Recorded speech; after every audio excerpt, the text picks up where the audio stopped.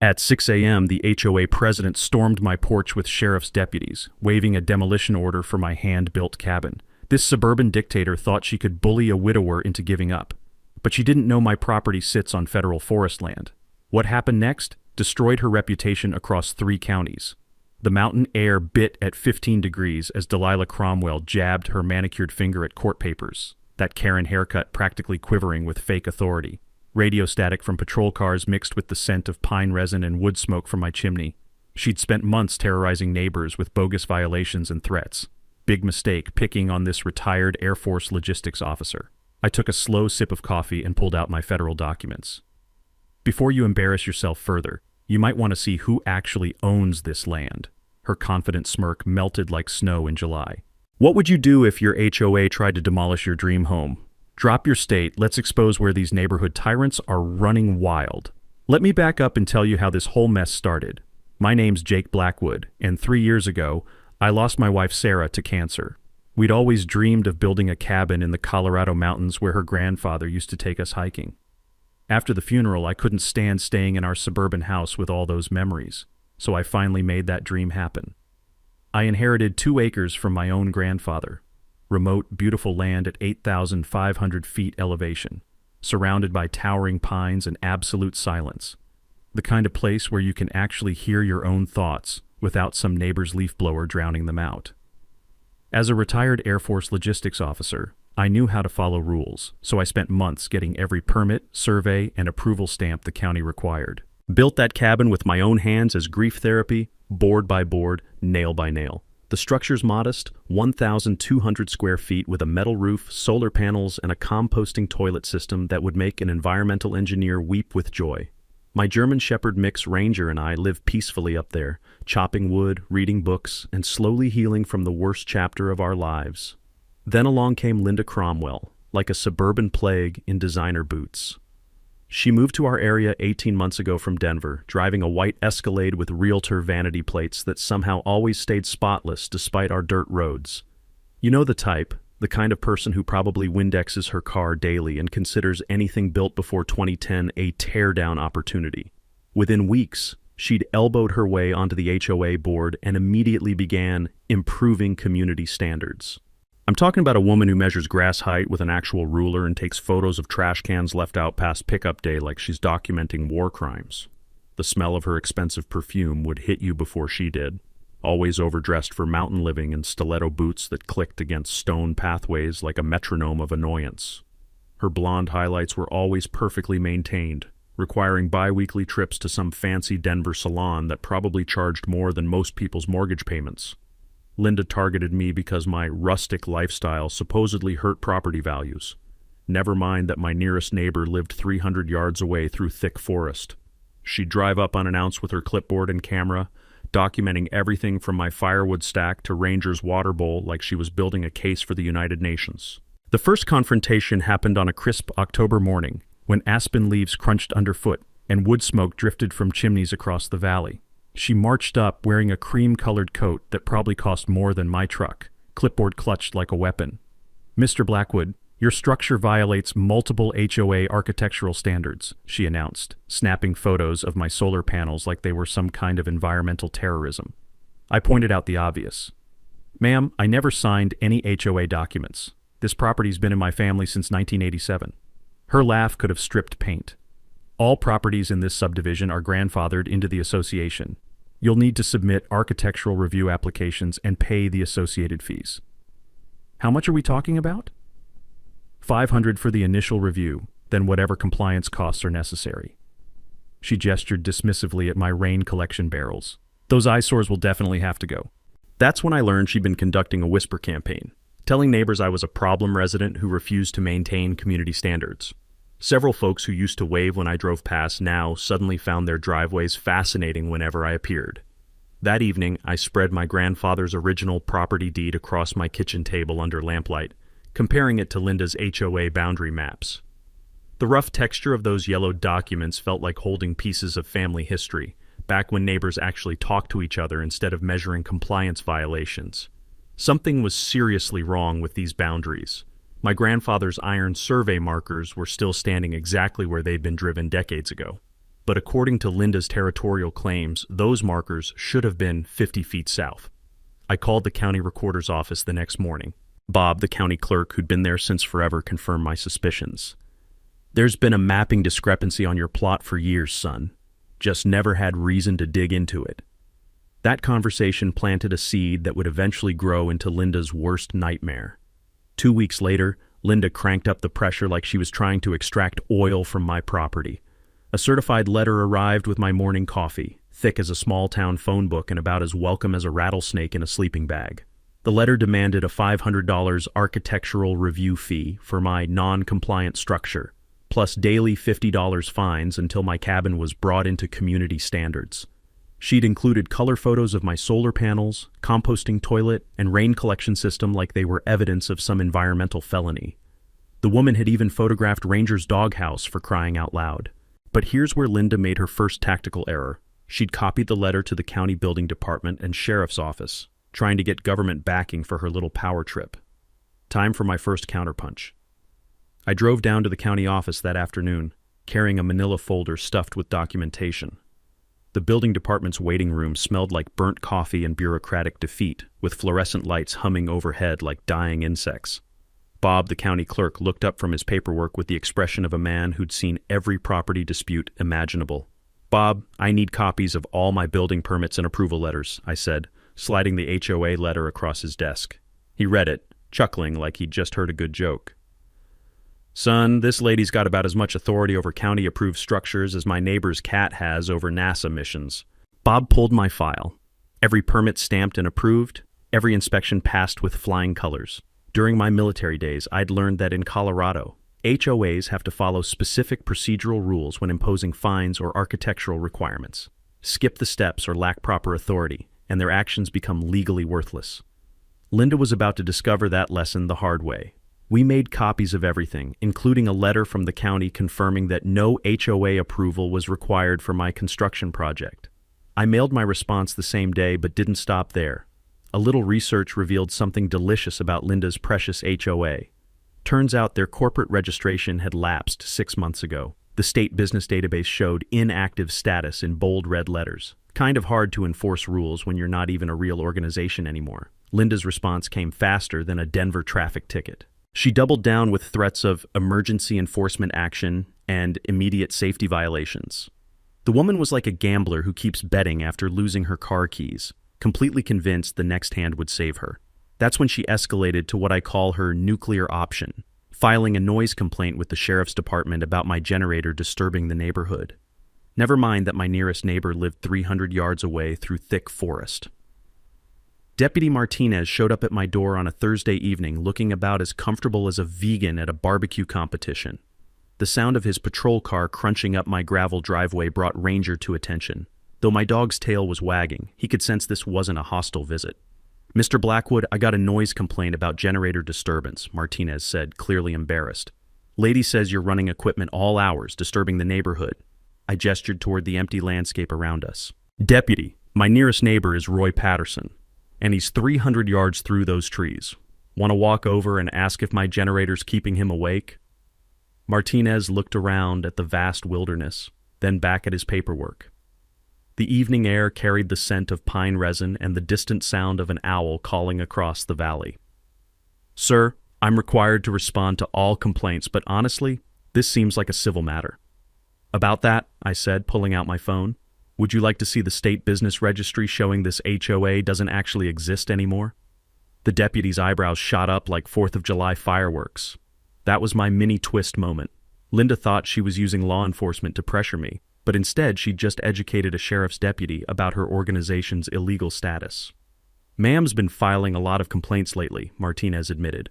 "We're starting to see a pattern here."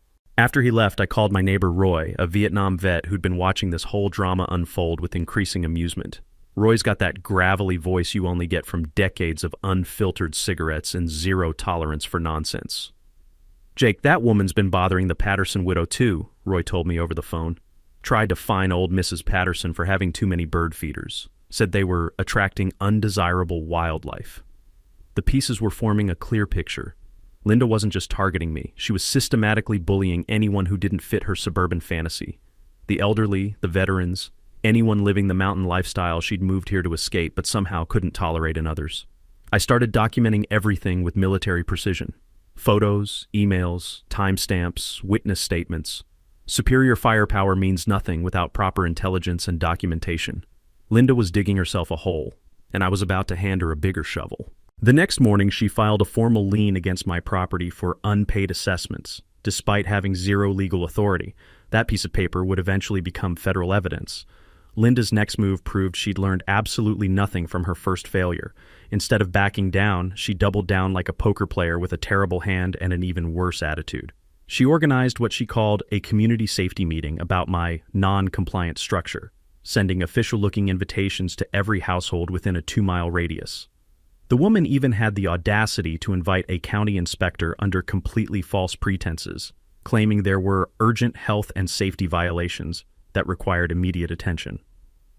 The meeting was scheduled for the community center on a Tuesday evening when the temperature had dropped to single digits and the smell of wood smoke hung thick in the mountain air. I showed up carrying a thick manila folder and wearing my best poker face, a skill I'd perfected during 20 years of military briefings where staying calm could mean the difference between mission success and becoming someone's cautionary tale. Linda had transformed the community center into her personal kangaroo court, complete with a projector showing blown-up photos of my cabin from every conceivable angle. She'd even created a PowerPoint presentation titled Maintaining Community Standards in Mountain Living, because apparently nothing says mountain living like a suburban realtor with a laptop and delusions of authority. The fluorescent lights buzzed overhead like angry wasps while folding chairs scraped against linoleum as neighbors filed in, their winter boots leaving puddles of melted snow that smelled like wet wool and regret. "Ladies and gentlemen," Linda began, clicking her laser pointer like she was prosecuting war crimes. "We're here tonight because one resident refuses to comply with basic community standards that protect all our property values." That's when County Inspector Williams raised his hand, looking about as confused as a tourist trying to find Starbucks in downtown Leadville. "Ma'am, I was told there were immediate safety violations requiring emergency inspection. What exactly am I looking at here?" Linda's perfectly applied makeup couldn't hide the flash of panic in her eyes. "Well, there are concerns about structural integrity and sanitation issues." I stood up slowly, the folder in my hands feeling as solid as my grandfather's old survey markers. "Inspector Williams, would you like to see the documentation showing my structure exceeds all county safety codes?" For the next 10 minutes, I methodically presented my case. Building permits, inspection reports, county approval letters, and photographs of every safety feature in my cabin. Williams examined each document with the thoroughness of a man who'd spent decades separating real problems from suburban hysteria. Back in my military logistics days, I'd learned that documentation beats accusations every single time, and patterns of harassment reveal more about the accuser than individual incidents ever could. I'd been keeping meticulous records of every interaction with Linda, every false claim, every attempt at intimidation, every power play disguised as community concern. "Mr. Blackwood," Inspector Williams said after reviewing everything, "your structure doesn't just meet code, it's basically a textbook example of how off-grid construction should be done. Solar backup systems, proper ventilation, emergency water storage. Hell, most suburban houses don't have safety features this comprehensive." The room fell silent except for the hum of those terrible fluorescent lights and the distant sound of wind rattling the community center's windows like it was trying to escape this bureaucratic nightmare. But here's where the evening took a deliciously interesting turn. While Linda was busy trying to salvage her credibility, I noticed something beautiful about the HOA documentation she'd been waving around. The official address listed for the association was identical to Linda's real estate office address. Talk about a conflict of interest so obvious it needed its own zip code. I'd done some homework before the meeting and discovered that Linda had used this exact same playbook on 3 other families in the past year. Elderly widow Mrs. Patterson, forced to remove her excessive bird feeders. The Johnson family, pressured to sell after bogus architectural violations. Roy's neighbor, harassed until he moved his perfectly legal RV. Every single case involved longtime residents who lived simply and didn't fit Linda's vision of suburban perfection. And in every case, Linda had magically appeared with potential buyers shortly after the harassment began. "Excuse me," I said, standing again. "Before we adjourn, I'd like the community to know about some interesting patterns I've discovered in HOA enforcement practices." Linda's face went white faster than fresh powder on a ski slope. "That's not relevant to tonight's discussion." Actually, it's completely relevant, I continued, pulling out a timeline I'd prepared. Mrs. Patterson harassed about bird feeders until she considered selling.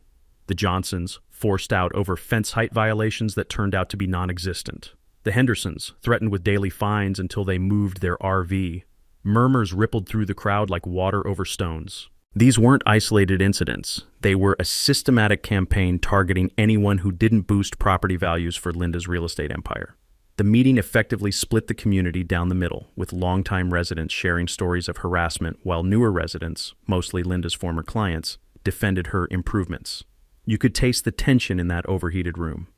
As people filed out into the bitter night air, Linda made one last desperate play. She announced a special emergency assessment of $3,000 per household for infrastructure improvements, due within 30 days. I refused payment on the spot, citing the HOA's lapsed registration.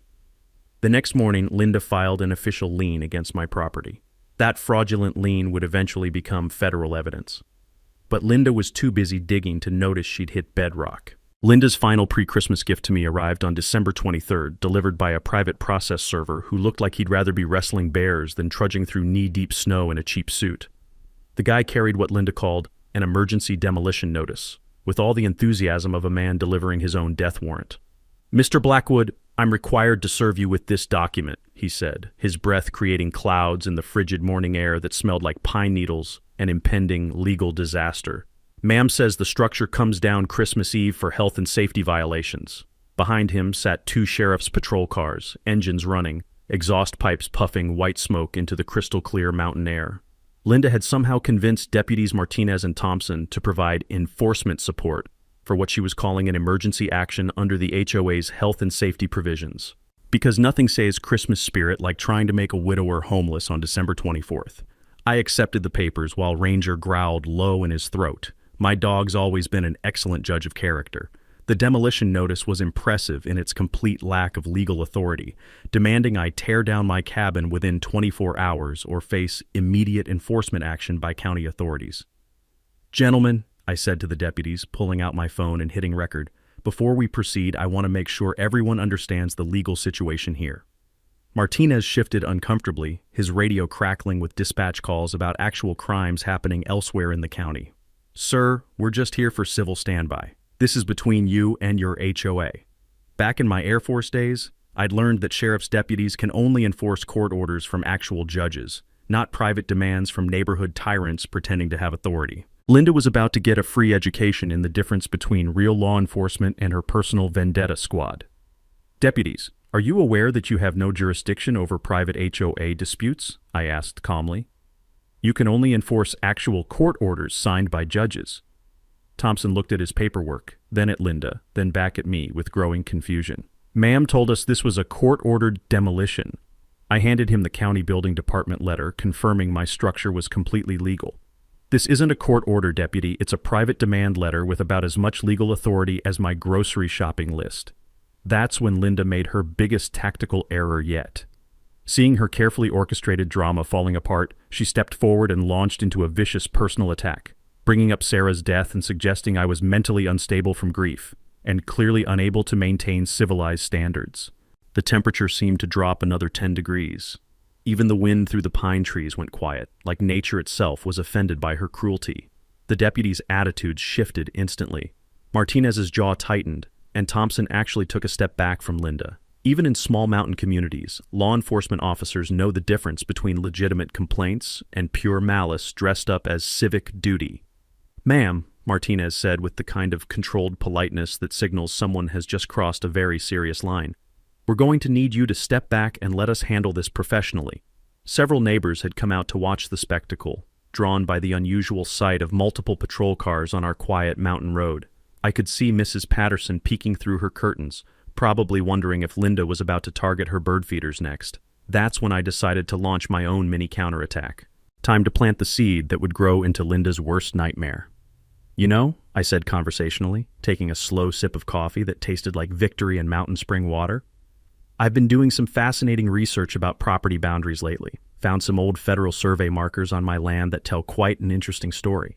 Linda's eyes narrowed like a predator spotting wounded prey. "What kind of survey markers?" The kind that might make you want to double-check your legal authority before proceeding with any demolition plans, I replied. Amazing what you can discover when you actually research land ownership instead of just assuming you have power over other people's property. I could see the uncertainty creeping into her expression like frost forming on glass. She'd been so confident in her suburban power play that she'd never bothered to verify the basic facts about the property she was trying to control. Martinez and Thompson exchanged glances that said they were starting to wonder what kind of legal quicksand they'd stepped into. The original complaint about emergency violations was looking more like systematic harassment every minute. "Mr. Blackwood," Martinez said carefully, "we're going to need to see actual evidence of violations before we can take any enforcement action. Ma'am, do you have documentation from county inspectors supporting these emergency claims?" Linda sputtered something about obvious violations and community standards, but couldn't produce a single official document supporting her demands. Meanwhile, I had a folder full of county approvals thicker than a Denver phone book. The deputies left without taking any action, but not before Martinez quietly suggested that Linda might want to consult with a lawyer before filing any more complaints. The process server practically sprinted back to his car through the snow.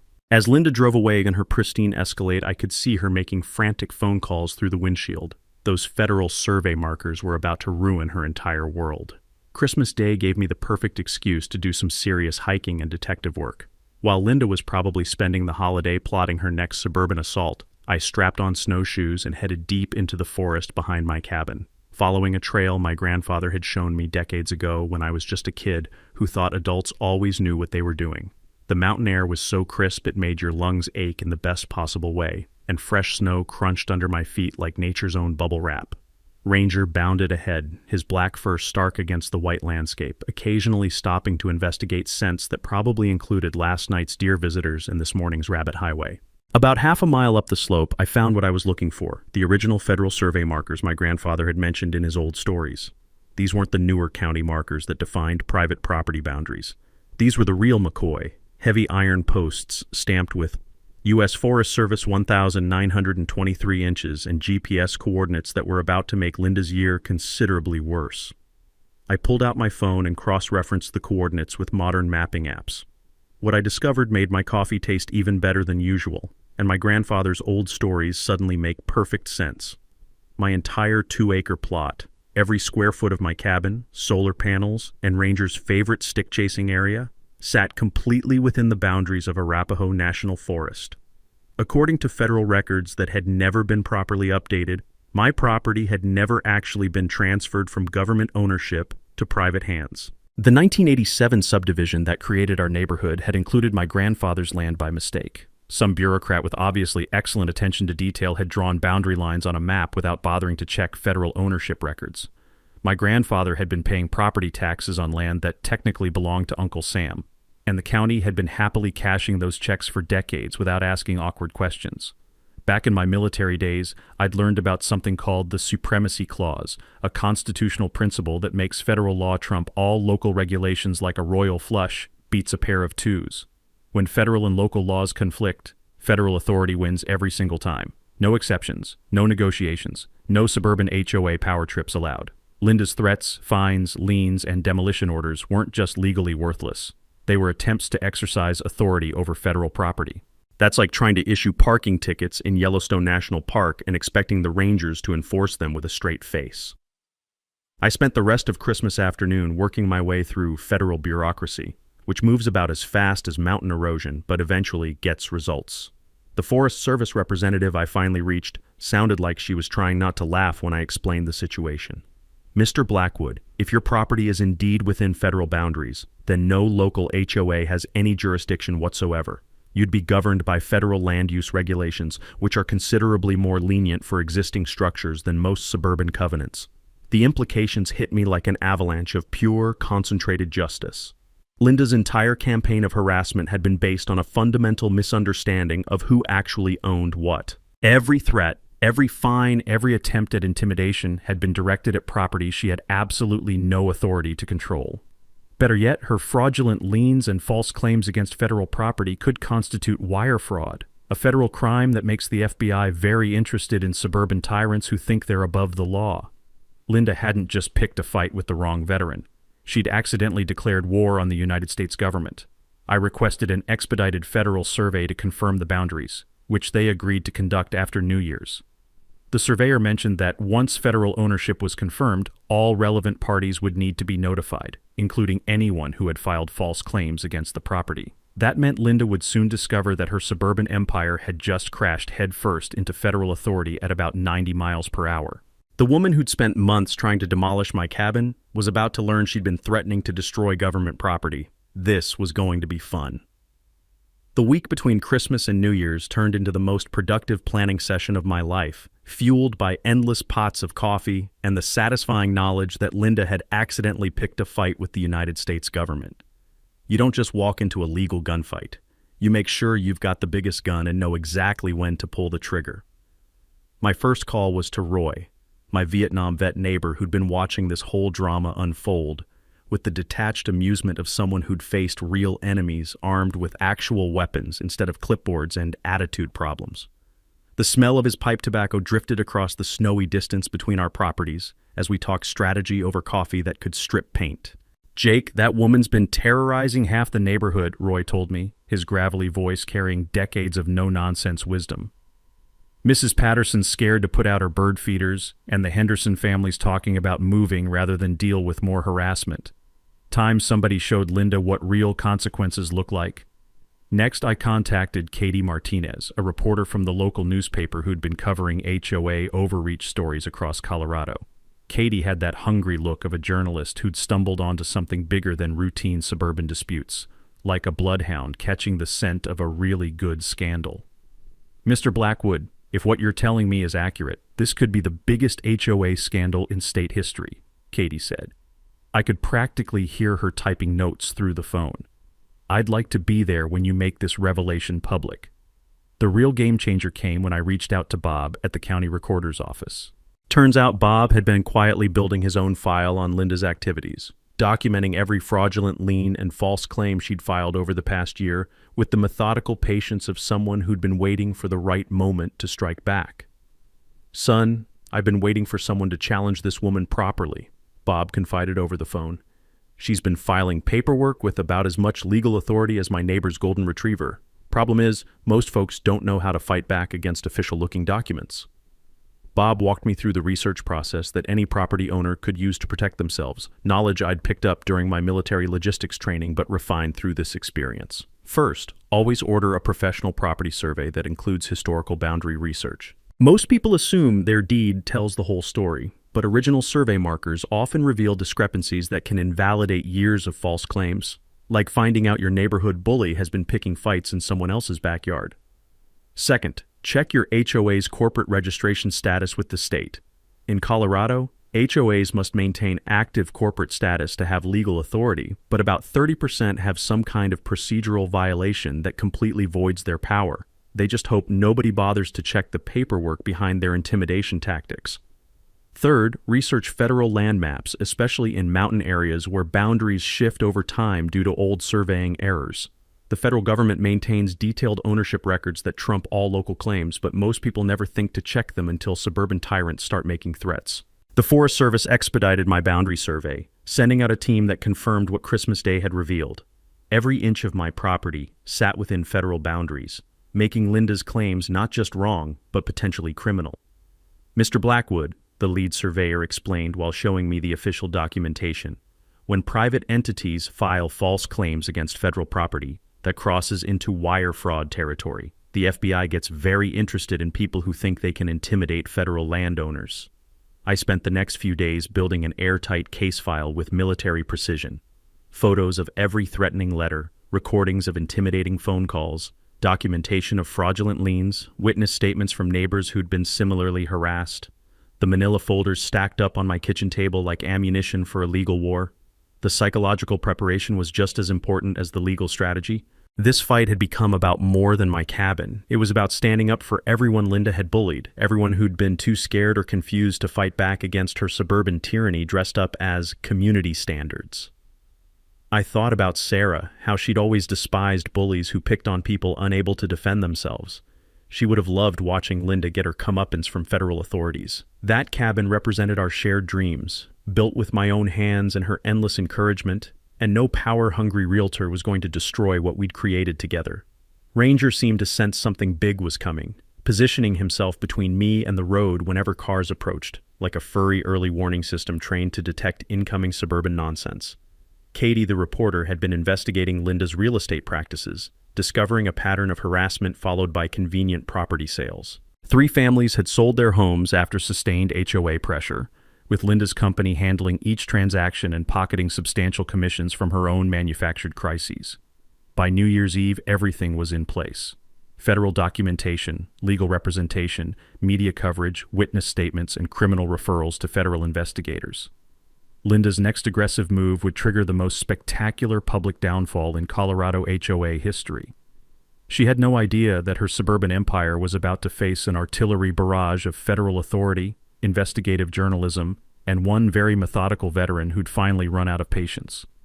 Linda kicked off the new year like a woman who'd confused suburban HOA politics with actual warfare, apparently deciding that if legal intimidation wasn't working, it was time to escalate to behavior that would make a middle school bully cringe with embarrassment. Her first move was hiring what she generously called private security. 2 guys in a beat-up Ford pickup who parked at the end of my driveway and took photos of everyone who visited. The smell of their cheap cigarettes and gas station burritos drifted up through the crisp mountain air whenever the wind shifted, a constant reminder that Linda had completely lost her grip on appropriate responses to property disputes. These weren't trained security professionals. They looked more like unemployed construction workers she'd recruited from a dive bar after last call. One of them actually fell asleep in his truck during his surveillance shift, which really inspired confidence in Linda's tactical planning abilities. Roy called me on January 3rd, his gravelly voice tight with the kind of controlled anger that comes from watching bullies target defenseless people. "Jake, that woman's got her discount detectives taking pictures of Mrs. Patterson every time she checks her mailbox. 80-year-old widow shouldn't have to live in fear because some suburban princess thinks she's running the CIA." But Linda's harassment campaign went beyond just amateur surveillance. She'd launched a whisper campaign around town, spreading rumors that I was a dangerous, unstable veteran who posed a threat to community safety. The irony of a woman who'd never served a day in uniform questioning the mental health of someone who'd spent 20 years defending her right to be a petty tyrant wasn't lost on anyone who knew the real story. The rumor mill got ugly fast. Linda contacted local businesses, suggesting they refuse me service for community safety reasons. She even tried reaching out to veterans organizations, claiming I was giving former military members a bad name with my antisocial behavior. That last move was a tactical error that would have made my old drill sergeants laugh until they needed oxygen. Veterans stick together like superglue, especially when some civilian tries to attack one of their own with lies and manipulation tactics that wouldn't fool a reasonably intelligent house cat. On January 5th, Linda's desperation escalated to actual criminal behavior. I woke up to find my solar panels covered with bright orange spray paint, amateur vandalism that looked like the artistic efforts of middle schoolers having a rebellious weekend. The morning air carried the sharp chemical smell of fresh paint, and I could see boot prints in the snow leading back toward the road. They'd also placed fake, road-closed, hazardous conditions signs at the bottom of my access road, apparently believing that official-looking orange plastic could somehow prevent federal investigators from reaching federal property. The audacity was almost impressive. I documented everything with military precision, adding each incident to my growing evidence file that was becoming thick enough to use as a doorstop. Enemy actions often reveal their desperation, and Linda was clearly running out of legitimate options faster than a gambler running out of rent money. The moment that sealed Linda's fate came when she attempted to bribe County Inspector Williams, offering him what she called a consulting fee if he'd manufacture violations during a surprise inspection of my cabin.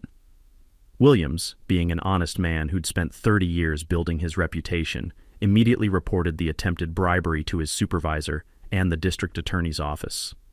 "Mr. Blackwood," Williams told me during a phone call that I recorded with his permission, "I've seen a lot of property disputes in my career, but I've never had someone try to pay me to invent violations. That woman's crossed lines that decent people don't even know exist." This was my mini-twist moment. Linda thought she was escalating pressure on me, but she'd actually just committed a felony that gave prosecutors another charge to add to their growing list. Attempted bribery of a public official carries serious penalties, especially when it's part of a broader pattern of fraud and harassment. Meanwhile, I was quietly building my federal case with the patience of someone who knew the biggest legal hammer in American history was about to fall on Linda's perfectly styled head. The FBI's white-collar crime division had confirmed they were investigating her fraudulent liens against federal property, crimes that carry penalties serious enough to make suburban bullies suddenly very interested in plea bargains and community service. The Forest Service had completed their official boundary survey, confirming that every square inch of my property sat within federal jurisdiction. They'd also discovered that Linda's HOA had been collecting fees and issuing fines against federal land for over a year, creating a paper trail of attempted fraud that would make federal prosecutors smile like kids, finding extra presents on Christmas morning. But Linda wasn't finished with her desperate measures. On January 8th, she organized what she called an emergency community meeting to discuss my escalating threat to neighborhood safety, scheduling it for the following Tuesday evening at the community center. What she didn't know was that federal investigators, local media, and about half the county would be attending that meeting. Her public downfall was exactly 1 week away. Linda's emergency community meeting became the focal point for her final, desperate power play. She spent the week before January 15th orchestrating what she probably imagined would be my public trial and conviction, complete with character assassination and community banishment. Instead, she was unknowingly preparing her own professional funeral. The woman went full scorched earth in those final days, like a general who'd lost touch with reality and decided that if she couldn't win the war, she'd at least burn down everything in sight. She organized what she called a citizen documentation project, recruiting her most loyal HOA supporters to patrol my property in shifts and record everything I did. These suburban spies positioned themselves along the mountain road with cameras, notepads, and the kind of self-righteous determination usually reserved for people convinced they're saving civilization. They documented when I took out my trash, when Ranger went for walks, when I chopped firewood, apparently believing that normal human activities constituted evidence of some unnamed crimes.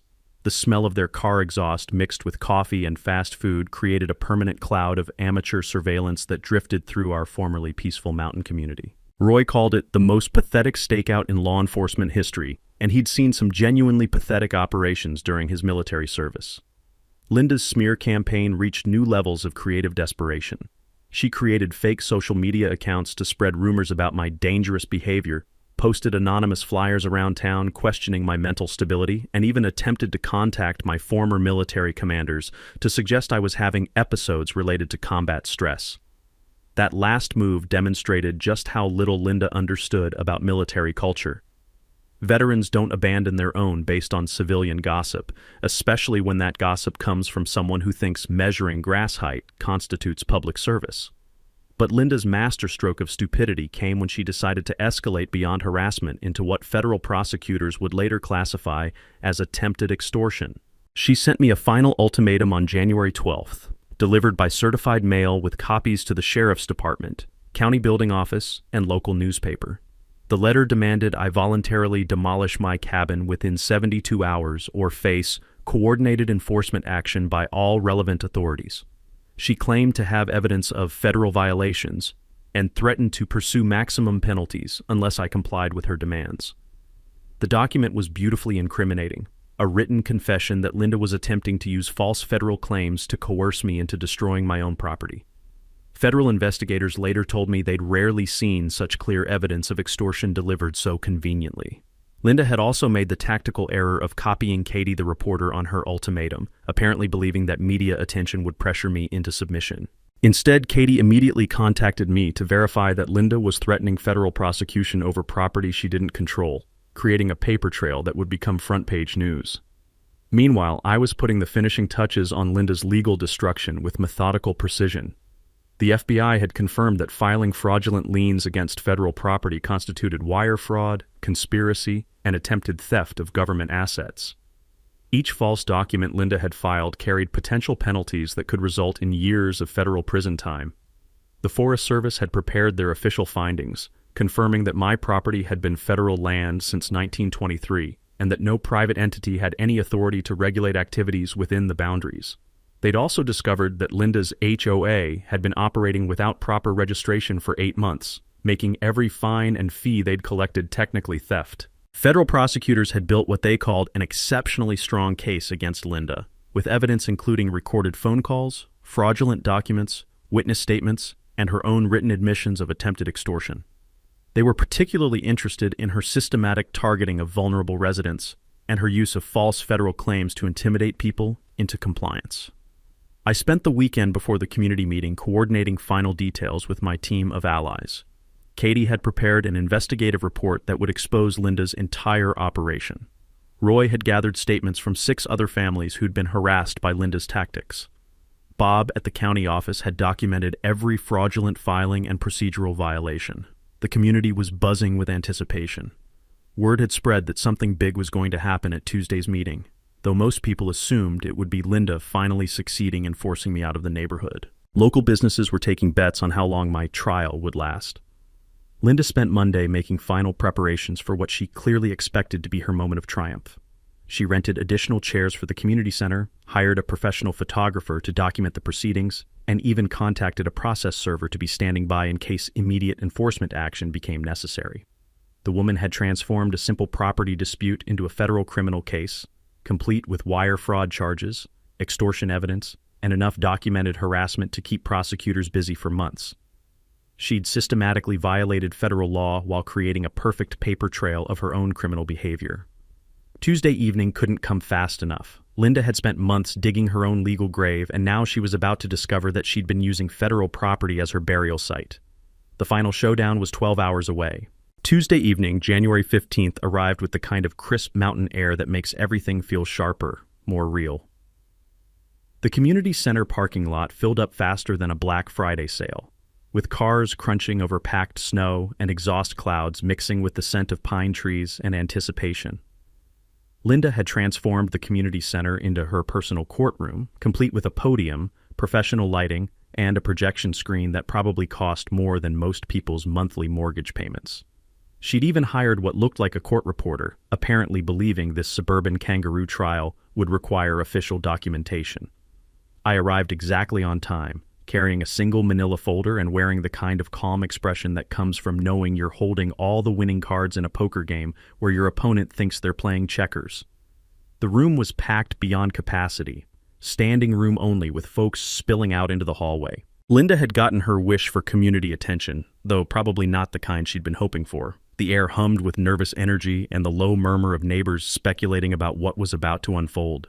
Linda stood at the podium wearing a navy blue suit that screamed, "Serious professional making serious accusations," her blonde hair perfectly styled and her makeup applied with the precision of someone preparing for television cameras. She'd positioned herself like a prosecutor addressing a jury, clearly savoring what she believed would be her moment of ultimate vindication. "Ladies and gentlemen," Linda began, her voice carrying across the silent room with theatrical authority, "we're here tonight to address a situation that threatens the safety, security, and property values of our entire community." She clicked through her PowerPoint presentation, showing enlarged photos of my cabin from every conceivable angle, my solar panels, my composting system, even pictures of Ranger's water bowl. The woman had documented my property more thoroughly than a federal crime scene investigation. "This individual," she continued, gesturing toward me with the kind of dramatic flair usually reserved for courtroom dramas, "has repeatedly refused to comply with basic community standards. He's demonstrated hostile behavior toward legitimate authority and poses an ongoing threat to neighborhood stability." The crowd murmured approval from her supporters while others shifted uncomfortably, sensing that something wasn't quite right about this whole theatrical production. "Furthermore," Linda announced with obvious relish, "I have evidence that his structure violates federal regulations, and I'm prepared to pursue maximum penalties to protect this community." That was my cue. I stood slowly, the manila folder feeling solid in my hands, and walked toward the podium with the measured pace of someone who'd spent 20 years dealing with actual authority figures rather than suburban pretenders. "Ma'am," I said, my voice carrying clearly through the suddenly silent room, "before you embarrass yourself any further, you might want to see what the United States Forest Service has to say about your authority here." Linda's confident smirk faltered like a car engine running out of gas. "What are you talking about?" I opened my folder and pulled out the official federal survey documents, holding them up for the entire room to see. My property sits entirely within the boundaries of Arapahoe National Forest. It's been federal land since 1923. The silence in that room was so complete you could have heard a snowflake hit the ground outside. Linda's face went through several shades of white before settling on a color that reminded me of old cottage cheese. "That means," I continued, enjoying every second of her dawning horror, that you've been filing fraudulent liens against federal property, attempting to extort compliance with regulations you have no authority to enforce, and harassing a federal landowner for over 6 months. That's when FBI Special Agent Rodriguez and Forest Service Investigator Williams stepped forward from the back of the room, their badges visible and their expressions serious enough to make a tax auditor look cheerful. "Miss Cromwell," Agent Rodriguez announced, "you're under arrest for wire fraud, attempted extortion, and filing false claims against federal property." The room erupted like a dam bursting. Linda's supporters sat in stunned silence while longtime residents began applauding. Camera flashes went off as Katie, the reporter, documented Linda's perp walk through a crowd of neighbors who'd watched her terrorize their community for months. "This is impossible," Linda sputtered as handcuffs clicked around her wrists. "I had legal authority. I was protecting property values." "Ma'am," Agent Rodriguez replied with professional courtesy, "you had about as much legal authority over federal land as you do over the Pentagon parking lot." As they led Linda out to the federal law enforcement vehicles waiting in the parking lot, I addressed the remaining crowd. "Folks, this was never about property standards or community safety. This was about a bully who thought she could intimidate people into submission. Federal law protects all of us from that kind of harassment." The applause that followed echoed through the mountain valley like thunder, carrying the sound of justice finally served and a community finally free from suburban tyranny. Linda's reign of HOA terror was officially over. The immediate aftermath of Linda's arrest felt like watching a dam burst in slow motion, except instead of water, it was months of pent-up neighborhood frustration finally flowing free. Within hours, her entire HOA empire collapsed faster than a house of cards in a tornado, leaving behind nothing but fraudulent paperwork and the lingering scent of expensive perfume mixed with legal disaster. Linda faced federal charges that would keep prosecutors busy for months: wire fraud, attempted extortion, filing false claims against government property, and conspiracy to defraud federal landowners. The FBI had built what they called an exceptionally solid case using Linda's own meticulously documented harassment campaign as evidence. Her obsessive attention to detail, once used to terrorize neighbors, now provided prosecutors with a roadmap to her conviction. The financial penalties alone were staggering enough to make a lottery winner wince. Every fraudulent lien had to be reversed, every illegal fee returned with interest, and the federal government demanded restitution for investigative costs. Linda's real estate license was revoked permanently, her business assets frozen, and multiple civil lawsuits from harassed families lined up like dominoes waiting to fall. But the real victory was watching our mountain community heal from months of artificial division, created by one woman's suburban power fantasy. Mrs. Patterson put her bird feeders back up, adding 3 new ones, just because I can. The Henderson family decided to stay after all, and their RV became a neighborhood gathering spot for impromptu barbecues and stargazing sessions under skies that somehow seemed clearer without Linda's toxic presence. Roy organized what he called the annual Freedom from HOA Tyranny Festival for the following 4th of July, complete with a booth where people could shred their HOA violation notices and roast marshmallows over the ceremonial fire. The event drew families from across Colorado who'd faced similar harassment, creating a support network that continues growing every year. Katie's investigative reporting won a state journalism award and sparked legislative hearings about HOA accountability. Her articles helped expose similar harassment operations in Denver suburbs, leading to criminal charges against 3 other HOA presidents who'd been running extortion schemes disguised as community improvement programs. The personal healing was just as important as the legal victory. Working through this fight had helped me process Sarah's death in ways that grief counseling never could. She would have absolutely loved seeing justice served to a bully who picked on vulnerable people, and I swear I could hear her laughing whenever I passed the spot where Linda's Escalade used to park. 6 months after Linda's arrest, I established the Mountain Veterans Legal Defense Fund, providing free legal assistance to veterans and elderly residents facing HOA harassment. The fund partners with civil rights organizations and veteran advocacy groups to identify patterns of abuse and connect victims with resources to fight back against suburban tyranny. The legal aid work taught me something valuable that any property owner can use. Most HOA bullies rely on intimidation rather than actual authority, like movie villains who look scary until someone turns on the lights. When challenged properly with documentation and federal law, their power evaporates faster than morning mist in mountain sunshine. We also started hosting quarterly Know Your Rights workshops at the community center, teaching property owners how to research federal land maps, verify HOA legal status, and recognize the warning signs of harassment disguised as community standards. The workshops always end with the same message. Never let bullies convince you that their authority is legitimate just because they have official-looking paperwork and voices loud enough to wake hibernating bears. A year later, our mountain community is stronger and more united than it's ever been. We look out for each other, help with snow removal and firewood cutting, and gather for potluck dinners, where the main topic of conversation is usually how beautiful the sunset looks over federal forest land that no HOA can ever control.